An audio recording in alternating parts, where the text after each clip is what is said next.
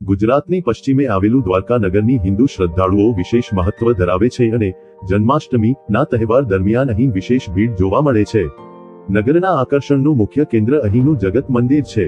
ગુજરાતના દેવભૂમિ દ્વારકા જિલ્લામાં આવેલું દ્વારકા શહેર એ હિન્દુઓના 4 સૌથી પવિત્ર યાત્રાધામમાંથી એક છે તથા તેનો સમાવેશ સપ્તપુરીમાં થાય છે. હિન્દુઓની માન્યતા પ્રમાણે આ નગરનું નિર્માણ કૃષ્ણે કરાવ્યું હતું. તેમના દેહાવસાન પછી જળપ્રલય થયો તથા આ નગર પાણીમાં ડૂબી ગયું. તેમના પ્રપૌત્ર વજ્રનાભે દ્વારકામાં તેમના પ્રપિતામહનું પ્રથમ મંદિર બનાવ્યું હોવાની અનુશ્રુતિ છે. પુરાતત્વવિદોને દ્વારકાના દરિયામાં સંશોધન કરતા ત્યાં બંદર ધમધમતું હોવાના તથા વસાહત હોવાના પુરાવા મળ્યા હતા. કંસના સસરા જરાસંઘ તથા શિશુપાલના વારંવારના હુમલાથી પ્રજાને બચાવવા માટે તેમણે હાલના સૌરાષ્ટ્રમાં અરબી સમુદ્ર પાસે દ્વારકાના નામે નવું શહેર સ્થાપ્યું હતું. નવું શહેર વસાવ્યું હોવાને કારણે દ્વારિકાધીશ તરીકે ઓળખાયેલા કૃષ્ણે અહીં ધર્મરાજ્યની સ્થાપના કરી હોવાનો હિન્દુ શાસ્ત્રોનો મત છે. બદલો વોટ્સએપ. હવામાન સમાચાર જાણવા અમને વોટ્સએપ પર ફોલો કરો.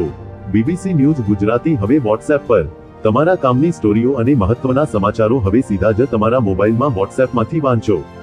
વોટ્સએપ ચેનલ સાથે જોડાવ. વોટ્સએપ કન્ટેન્ટ પૂર્ણ. હિન્દુઓના ધર્મગ્રંથ શ્રીમદ ભાગવત પુરાણ ના 10મા સ્કંધના પુરાણનો પેટાખંડ ના અલગ અલગ અધ્યાયમાં નારદ મુનિ તથા કૃષ્ણના બાળમિત્ર સુદામાની નજરે શહેરનું વર્ણન કરવામાં આવ્યું છે.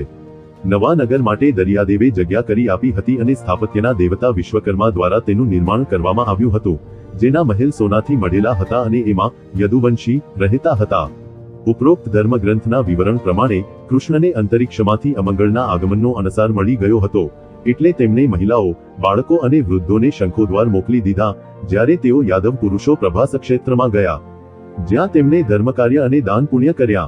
એ પછી શરાબનું સેવન કરવાને કારણે તેમના વચ્ચે હિંસા થઈ. કૃષ્ણ અને બલરામે કે બલભદ્ર તેમને શાંત પાડવાનો પ્રયાસ કર્યો, ત્યારે મદોન્મત્ત બનેલા યોદ્ધાઓ તેમને પણ દુશ્મન સમજી બંનેની સામે થયા. આથી કૃષ્ણ અને બલભદ્ર ગુસ્સે ભરાયા. ક્રોધાવેશમાં તેમણે એરકા ઘાસ ઉખેડીને એક પછી એક યાદવોને મારવાનું શરૂ કર્યું. સંહારલીલા બાદ બલરામ દરિયા કિનારે બેસી ગયા અને એકાગ્ર ચિત્તે પરમાત્માનું ચિત્કાર કરવા લાગ્યા. તેમણે આત્માને આત્મસ્વરૂપમાં સ્થિર કરી લીધો અને મનુષ્ય શરીર છોડી દીધું. બલરામની સ્થિતિ જોઈને કૃષ્ણ પીપળાના વૃક્ષની નીચે આરામ કરવા જતા રહ્યા, ત્યારે જરા નામના એક પારધીએ દૂરથી તેમના ચતુર્ભુજ સ્વરૂપને હરણ સમજીને તીર છોડ્યું, જે કૃષ્ણને વાગ્યું અને તેમના દેહોત્સર્ગનું નિમિત્ત બન્યું. સારથી દારૂકે દ્વારકા જઈને કૃષ્ણ બલરામના પિતા વાસુદેવ તથા રાજા ઉગ્રસેનને યાદવ યોદ્ધા તથા બંને ભાઈઓના મૃત્યુના સમાચાર આપ્યા, જેને સાંભળીને વાસુદેવ, તેમના પત્ની દેવકી અને રોહિણી અવસાન પામ્યા. વિધવાઓ તેમના પતિની ચિતામાં સતી થઈ.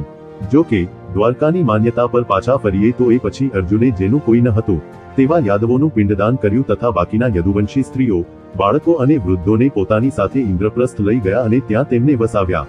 તેમણે કૃષ્ણના પ્રપૌત્ર પ્રદ્યુમ્ન તથા તેમના પુત્ર અનિરુદ્ધના પુત્ર વજ્રનો રાજ્યાભિષેક કરાવ્યો.